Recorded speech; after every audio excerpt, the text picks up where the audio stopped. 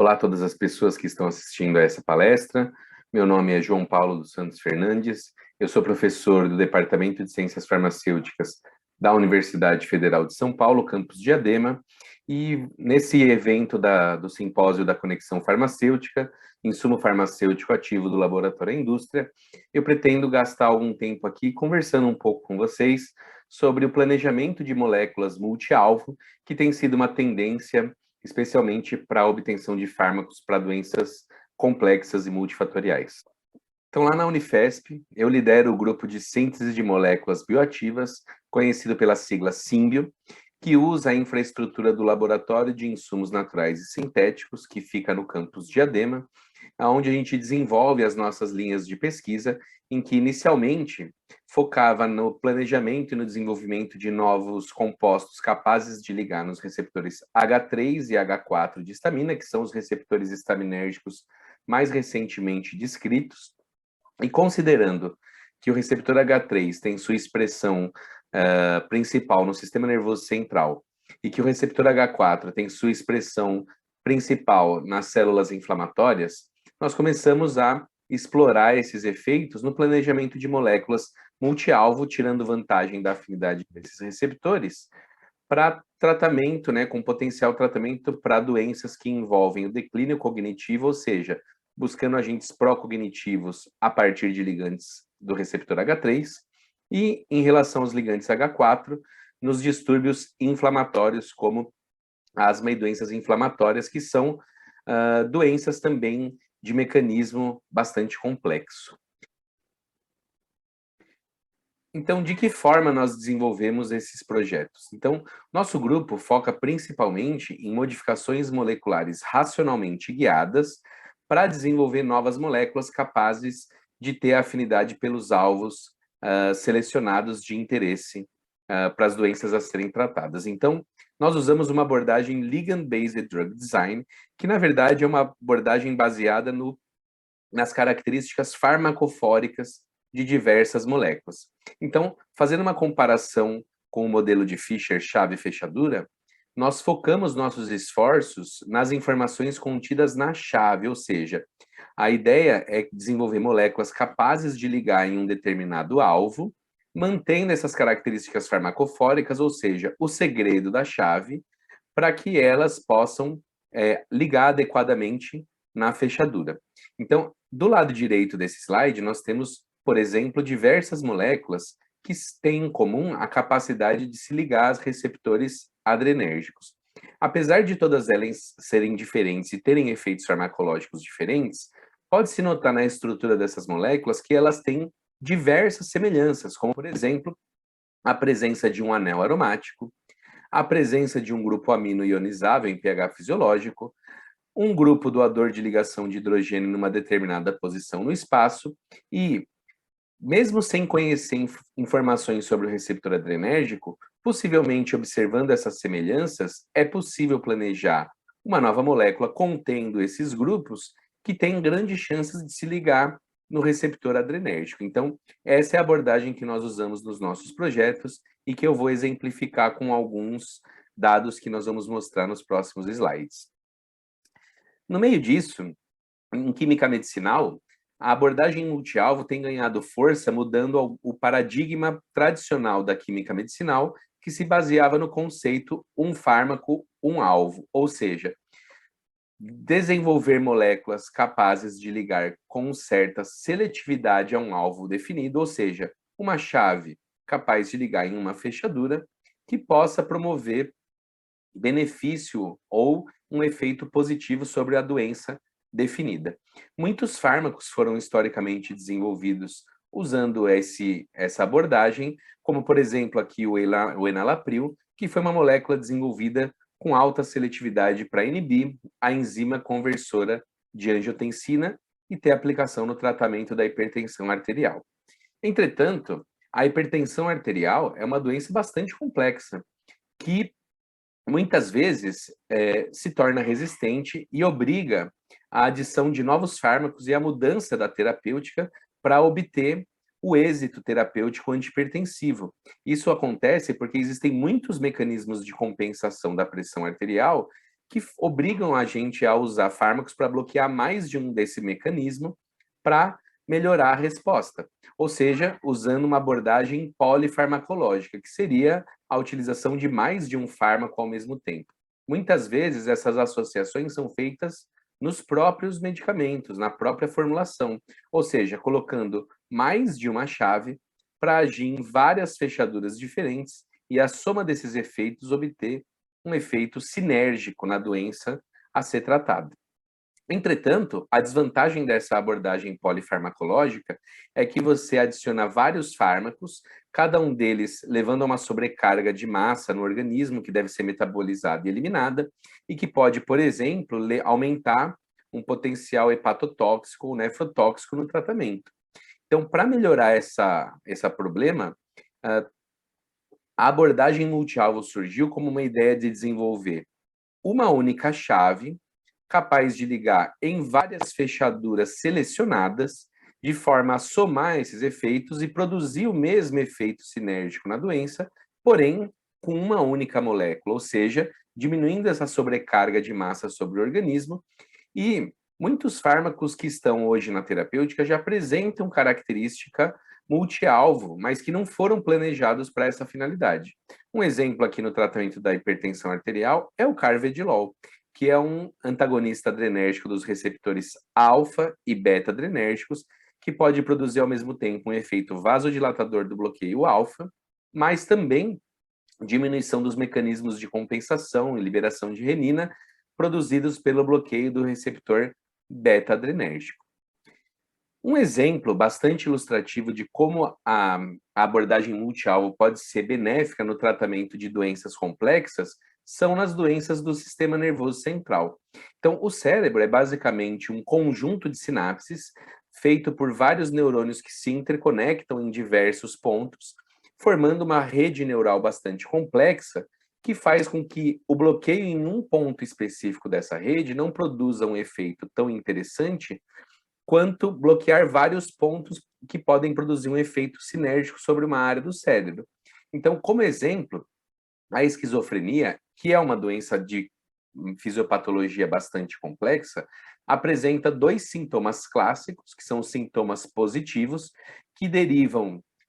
em geral, de uma observação de uma estimulação do sistema nervoso central, causado, por exemplo, com efeitos como alucinações, delírios e outros efeitos comportamentais que são tradicionalmente associados a um aumento da atividade dopaminérgica no sistema nervoso central. Por outro lado, a esquizofrenia também leva a sintomas negativos que se assemelham a uma depressão do sistema nervoso central e a um paciente com depressão, por exemplo, causando efeitos como achatamento afetivo, a avolição, que é a falta de iniciativa em realizar atividades, entre outros efeitos, que são atribuídos tradicionalmente a uma disfunção na atividade serotoninérgica no sistema nervoso central. Por exemplo, o tratamento da esquizofrenia com antipsicóticos clássicos, como o haloperidol, que apresentam atividade principal sobre receptores dopaminérgicos, leva a uma melhoria dos sintomas positivos, mas, em geral, leva a uma piora dos sintomas negativos, o que obrigava tradicionalmente esses pacientes que sofrem de esquizofrenia ao isolamento social, porque eles tinham muita dificuldade de interação social com outras pessoas. Entretanto, com o surgimento de moléculas mais novas, como a olanzapina, que apresentam menor seletividade para os receptores dopaminérgicos, o tratamento da esquizofrenia melhorou consideravelmente. A olanzapina e outros antipsicóticos atípicos são capazes de bloquear os receptores dopaminérgicos e melhorar os sintomas negativos, mas também modificar a transmissão serotoninérgica e melhorar os sintomas negativos, que foram, então, capazes de melhorar a inserção social desses pacientes e foi, de fato, um grande avanço no tratamento da esquizofrenia. Em outras palavras, usando moléculas menos seletivas ou, entre aspas, mais promíscuas, o tratamento da esquizofrenia e de outras doenças do sistema nervoso central pode ser feito usando moléculas que agem em mais de um alvo.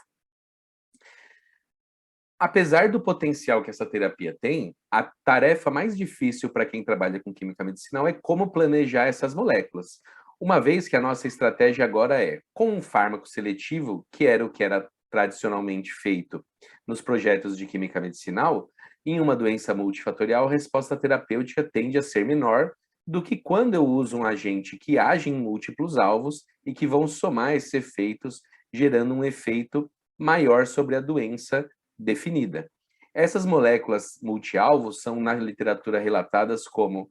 Designed Multi-Target Ligands, ou seja, ligantes planejados para serem multi-alvo, e tem diversas estratégias que são utilizadas com frequência na literatura. Uma delas é a triagem guiada em quimiotecas, que consiste em selecionar no meio de um monte de compostos com afinidade conhecida para alvos definidos, a busca pela atividade em outros alvos, ou seja, realizar um screening, uma triagem em vários alvos e, a partir disso, selecionar aquelas moléculas capazes de agir nos alvos selecionados de interesse. Curiosamente, a história dos antihistamínicos, que é um tema de interesse dentro do nosso grupo, remonta a algo muito parecido. Então, Ernst Fourneau e Daniel Bouvet, que inclusive foi laureado com o Prêmio Nobel por esses estudos, descobriram, a partir de estudos em vivo, que o piperoxano era capaz de antagonizar os efeitos da histamina em roedores, e a partir de então se descobriu como a histamina tinha atividade relacionada aos processos alérgicos, que esse piperoxano tinha um potencial como fármaco antialérgico. Modificações moleculares feitas no piperoxano, especialmente,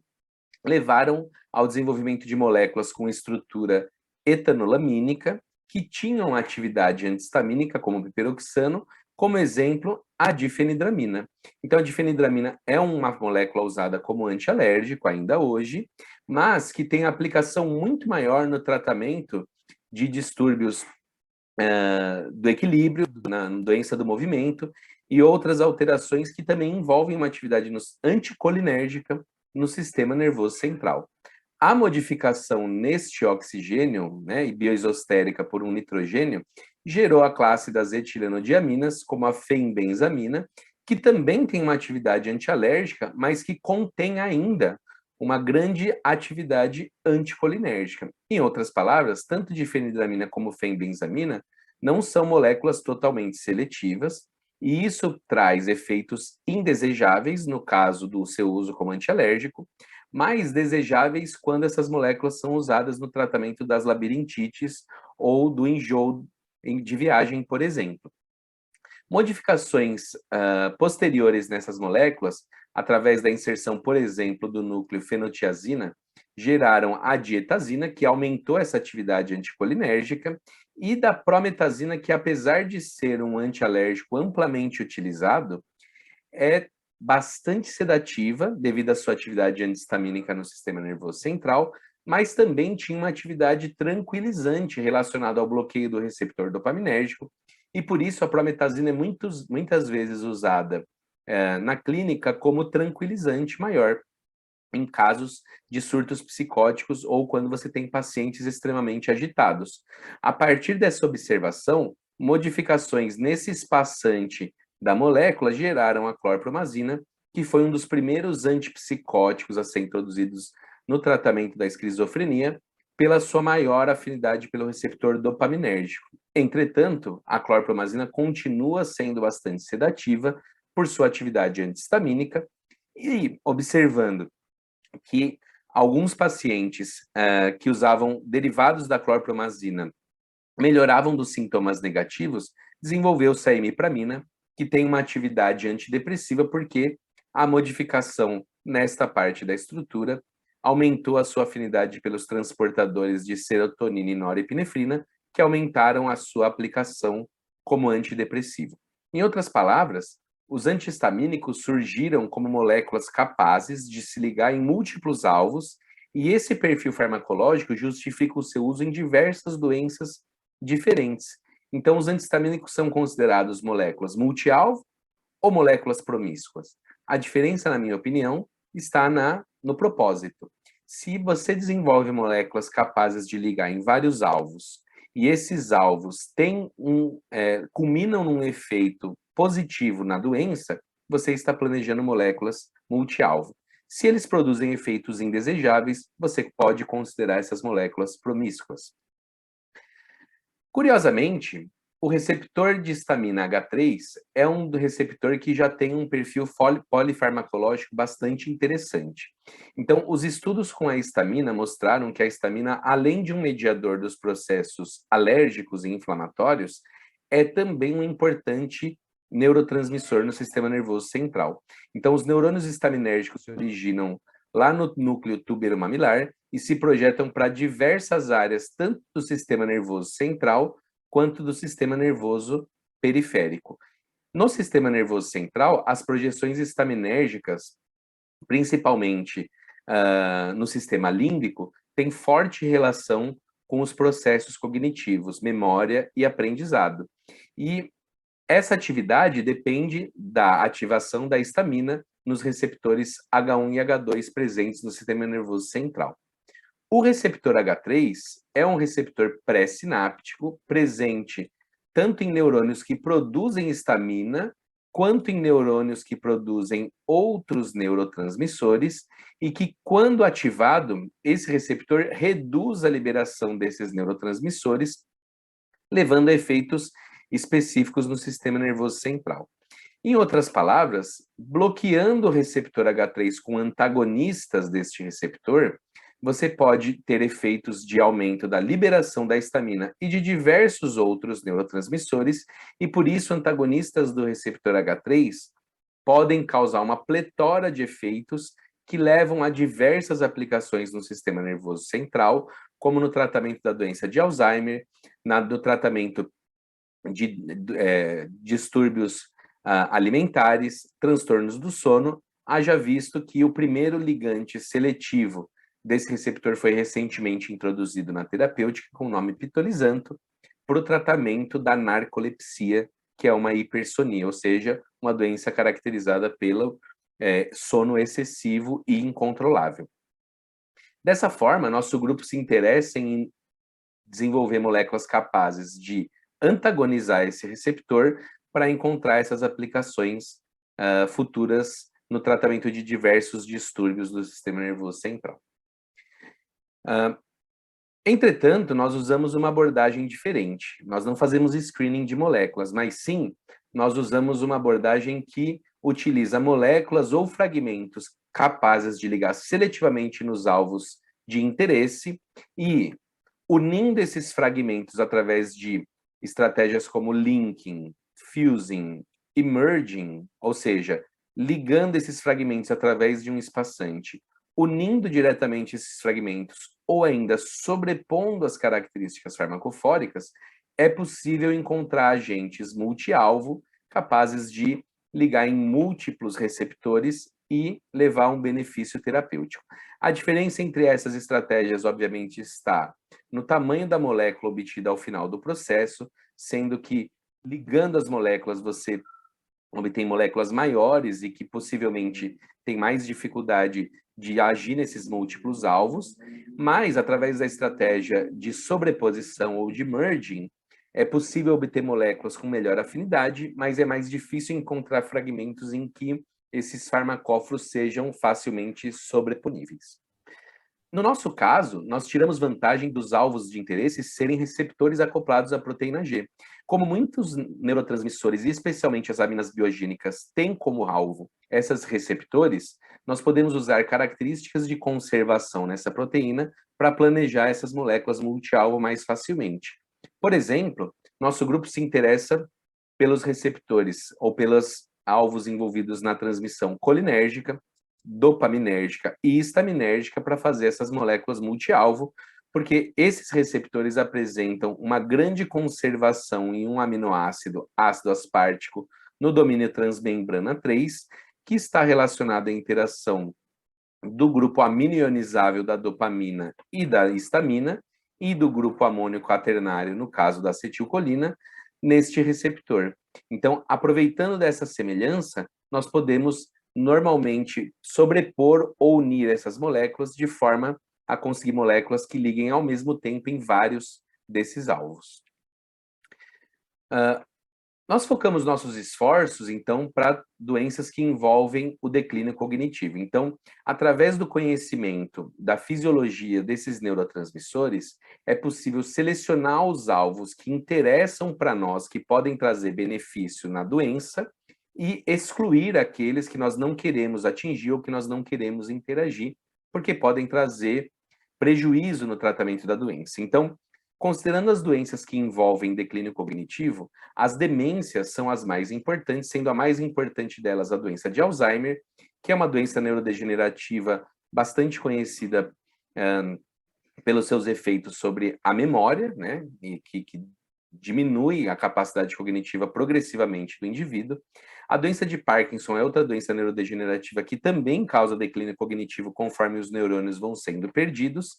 mas não só essas doenças neurodegenerativas, mas, por exemplo, também a demência vascular, que é o segundo tipo mais comum de demência após a doença de Alzheimer, é causada por um comprometimento do fluxo sanguíneo para o cérebro, que está associado, inclusive, à senilidade. Doenças ou transtornos de humor e transtornos afetivos também causam prejuízo cognitivo pelo tratamento ou também pela própria doença. Dessa forma, compostos que podem ser usados no tratamento da esquizofrenia ou na depressão, mas que não geram ou que melhoram esse prejuízo cognitivo, podem ser considerados nessa abordagem. Então, com alvos histaminérgicos como o receptor H3 e o receptor H4, colinérgicos como o do receptor D3, que estão relacionados a uma melhora da resposta cognitiva, e também uma atividade vasodilatadora que pode aumentar o fluxo sanguíneo para o cérebro, podem ser interessantes para melhorar esse prejuízo cognitivo, gerando uma atividade pró-cognitiva, se esses compostos não afetarem os outros receptores que podem causar prejuízo cognitivo, como, por exemplo, os receptores H1 e H2 de histamina, receptores muscarínicos, D2 de dopamina e fármacos com atividade hipotensora. Dessa forma, nós temos usado, então, elementos farmacofóricos contidos em ligantes de receptores H3 de histamina, de receptores D3 de dopamina e de inibidores da colinesterase para planejar moléculas multi-alvo.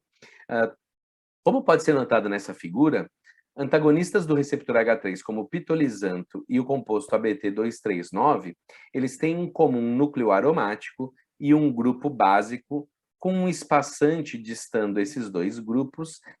de tamanho variável, que é muito parecido com o farmacóforo encontrado, por exemplo, em antagonistas dos receptores dopaminérgicos, que apresentam comumente uma região aromática que interage com o sítio ortostérico do receptor e um outro sítio aromático que interage com um sítio secundário do receptor, unidos através de um linker por um grupo básico no meio, que também é notado em inibidores da colinesterase, como, por exemplo, a donepezila ou a bistacrina, que tem também um grupo básico no meio de dois núcleos aromáticos responsáveis por interações de pi-stacking na enzima colinesterase e que podem gerar oportunidades de sobreposição ou de merging para a gente desenvolver novas moléculas com potencial multi-alvo.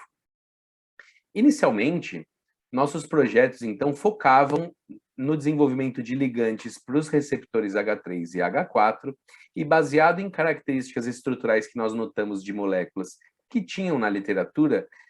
como, por exemplo, um núcleo aromático e um núcleo básico com distância variável entre eles, nós começamos a planejar moléculas e, usando a nossa experiência na síntese de alguns compostos com essa característica, contendo o núcleo de hidrobenzofurano e um grupo piperazina como núcleo básico, conhecido então como série LIN01, que tinha modificações principalmente na região básica ligada ao nitrogênio e também na região aromática com substituintes variáveis. E os primeiros resultados que nós tivemos com a primeira geração de moléculas mostraram que modificações na região básica, com grupos variáveis como metila, alila e fenila, levavam a afinidades variáveis pelo receptor H3, mas promoviam uma certa preferência em relação ao receptor H4, que é o receptor de maior homologia ou maior semelhança ao receptor H3. Compostos com o grupo metila mantinham alguma atividade sobre o receptor H1 ainda, o que para os distúrbios cognitivos não é interessante, e moléculas contendo o grupo alila, como o composto LIN01004, tinham uma afinidade já bastante apreciável pelo receptor H3, enquanto que compostos fenilpiperazínicos perdiam a afinidade pelos dois alvos. Numa segunda geração de compostos, nós decidimos explorar o papel que o substituinte poderia ter na região do anel aromático e notamos que o aumento do volume nesta região levava moléculas com maior preferência pelo receptor H3 e com maior afinidade, como essa molécula LIN01015, que já tinha uma afinidade nanomolar pelos receptores H3. E unindo as informações da primeira e da segunda geração de compostos, nós notamos então que compostos contendo o grupo alilpiperazina na estrutura e maior volume nesta região poderiam gerar moléculas com afinidade bastante alta pelo receptor H3, com seletividade frente aos outros receptores de histamina, o que gerou então moléculas bastante interessantes como antagonistas do receptor H3. Esses ensaios de afinidade de binding foram realizados em colaboração com a doutora Gillian Baker, da Universidade de Nottingham, e com o doutor Cláudio Costa Neto, da Faculdade de Medicina de Ribeirão Preto, que ainda é nosso colaborador nesse projeto. Estudos subsequentes para entender a função desses ligantes no receptor, ou seja, ensaios funcionais, através de metodologias de Brett, em colaboração com o professor Michel Bouvier, da Universidade de Montreal, mostraram que esses compostos tinham um perfil que sugeriam a atividade antagonista. Então, quando você incuba as células com as construções de Brett contendo histamina, a alteração no sinal de Brett é negativa, o que indica uma atividade de ativação do receptor, ou seja, um agonista, e os nossos compostos levaram a uma alteração praticamente nula do sinal de Brett, mostrando que eles não eram capazes de ativar o receptor. Em um segundo estudo, incubando esses compostos com a histamina, se notou que alguns compostos, como o composto 1A, não é capaz de deslocar a histamina, ou seja, não evita os efeitos dela sobre o receptor, mas os compostos com maior afinidade pelo H3, como 1F, 1G e 1H, eram capazes, então, de reverter o efeito da histamina, mostrando que esses compostos, então, são antagonistas do receptor H3. Estudos de modelagem molecular feitos com o professor Gheorghe Kezeru, da Academia Húngara de Ciências, mostraram que esses compostos interagem com o receptor H3 de maneira muito semelhante ao protótipo ABT239 e que fazem interações específicas através do substituinte na região aromática e também com o grupo alila, que dá maior seletividade para o receptor H3. Como prova de conceito, nós decidimos testar alguns desses compostos em um modelo de memória em colaboração com a professora Suzette, da Universidade Federal de São Paulo, nossa colega no campus, que utiliza um modelo de memória em labirinto em cruz elevado, com um braço modificado com uma componente aversiva, e numa sessão de treinamento o animal é colocado nesse labirinto e ele aprende que este braço é aversivo, uma vez que quando o animal entra nesse braço, luz e som são acionados, então ele aprende que deve evitar esse braço, e administrando os compostos, você pode analisar se esses compostos prejudicaram ou não a capacidade do animal a adquirir essa informação. Então, nós fizemos estudos com a donepezila, que já é um fármaco usado no tratamento de distúrbios cognitivos, o clobenpropid, que é um antagonista H3 conhecido na literatura, e 2 compostos selecionados da nossa série, um com baixa afinidade pelo H3 e com alguma afinidade pelo H1, e outro com atividade seletiva sobre o receptor H3, e nós vimos que o antagonismo seletivo no receptor H3 não prejudica a memória do animal, enquanto que o bloqueio do receptor H1 residual do composto LIN01003 leva ao prejuízo da memória, o que mostra a importância de ter uma ação seletiva sobre o receptor H3 e evitar o receptor H1. Além disso, alguns compostos dessa série mostraram também atividade vasodilatadora. Então, por acaso, num exemplo de serendipidade, nós descobrimos que o composto LIN01005 e diversos outros derivados que contêm o núcleo fenilpiperazina têm uma atividade vasodilatadora em anéis de aorta de ratos, que podem ser úteis em casos de demência vascular através da vasodilatação cerebral e aumento do fluxo sanguíneo. Entretanto, moléculas que contêm este grupo fenilopiperazina, em geral, têm baixa afinidade pelo receptor H3 e, por enquanto, essa atividade ainda não pôde ser usada por nós na abordagem multialvo, embora nós temos alguns resultados interessantes para mostrar futuramente. Além disso, na literatura, nós notamos que existe uma grande sobreposição entre as vias histaminérgicas e dopaminérgicas no sistema nervoso central. Ambas têm origem parecida e se projetam para regiões como, por exemplo, o córtex pré-frontal e o sistema límbico, e existe uma colocalização interessante do receptor H3 com receptores dopaminérgicos da família D2. O bloqueio do receptor D2 no córtex pré-frontal prejudica as funções cognitivas, enquanto que o bloqueio do receptor D3 presente no sistema límbico melhora as funções cognitivas. Em outras palavras, moléculas capazes de antagonizar ao mesmo tempo o receptor H3 e o receptor D3, evitando o receptor D2, podem ter uma aplicação potencial como agentes multialvos. Com base nisso, nós decidimos explorar compostos que nós já tínhamos afinidade conhecida pelo receptor H3, e aproveitando da semelhança com moléculas que tinham afinidade pelo receptor D3 também, nós testamos em colaboração com o professor Holger Stark, da Universidade de Düsseldorf, na Alemanha, a afinidade desses compostos pelos receptores dopaminérgicos. E nós notamos que alguns deles têm uma boa afinidade pelos receptores D3, com uma certa seletividade sobre o D2, como, por exemplo, o composto alilpiperazínico, que tem uma certa preferência pelo D3, compostos benzilpiperazínicos que não tinham grande seletividade entre os receptores, e principalmente compostos fenilpiperazínicos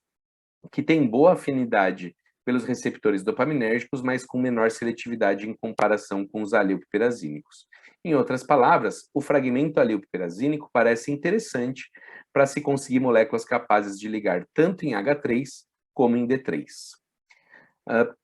Finalmente, existe um efeito cooperativo muito evidente entre ligantes de receptor H3 e inibidores da colinesterase, uma vez que o bloqueio sobre o receptor H3 pode aumentar tanto a liberação de histamina, que tem a ver com a atividade pró-cognitiva, mas também de acetilcolina, que é um neurotransmissor evidentemente conhecido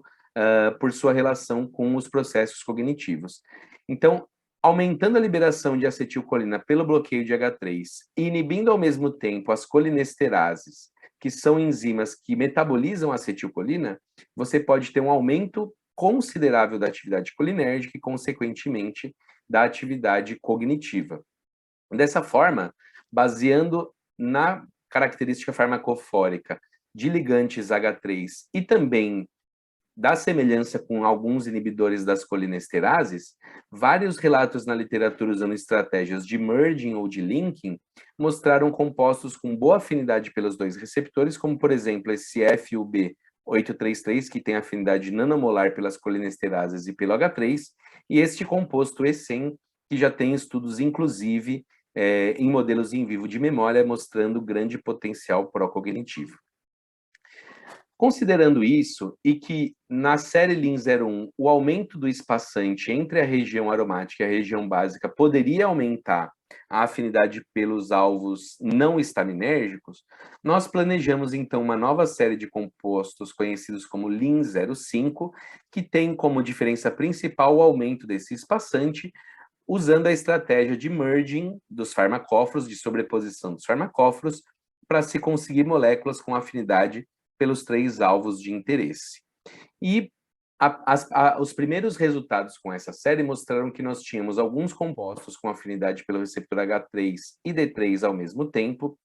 também compostos com afinidade pelo receptor H3 e colinesterase, e compostos com afinidade pelos 3 receptores de interesse. Com base nesses resultados, nós conseguimos definir algumas relações entre estrutura e atividade preliminares, mostrando que modificações na região aromática podem melhorar a afinidade pelos 3 alvos, e que também o substituinte ligado à piperazina pode também melhorar o perfil polifarmacológico desses compostos, mas principalmente que o aumento do espaçante é importantíssimo para conseguir afinidade nos 3 receptores. Esse projeto está em andamento, nós já temos alguns outros resultados interessantes sendo obtidos, e eu espero que num próximo momento eu possa trazer esses resultados para discutir mais uma vez com vocês. Finalmente, como lições finais, fica evidente que o planejamento de moléculas multi-alvo é uma tendência em química medicinal, especialmente no tratamento de doenças multifatoriais e complexas, haja visto o número crescente de relatos na literatura que usa esse termo nos seus estudos. Tenho certeza que nos próximos anos vários fármacos com esse perfil surgirão e que serão um avanço no tratamento de diversas doenças. Gostaria de deixar os agradecimentos a todas as pessoas que participaram desse trabalho, a diversos colaboradores brasileiros e internacionais, ao meu grupo de pesquisa, especialmente aqueles que continuam trabalhando nessa abordagem. Um agradecimento especial ao Dr. Ricardo Massarico Serafim pelo convite e a oportunidade em participar desse evento e falar um pouco para vocês sobre a nossa pesquisa. Agradecer com certeza as agências de fomento que fomentam a pesquisa no Brasil e o nosso grupo também. Um país sem desenvolvimento científico nunca vai ser um país desenvolvido. Deixo mais uma vez o meu contato para futuras perguntas e futuros contatos e fico à disposição. Muito obrigado.